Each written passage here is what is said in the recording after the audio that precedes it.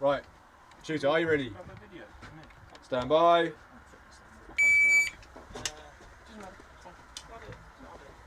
I'll do it.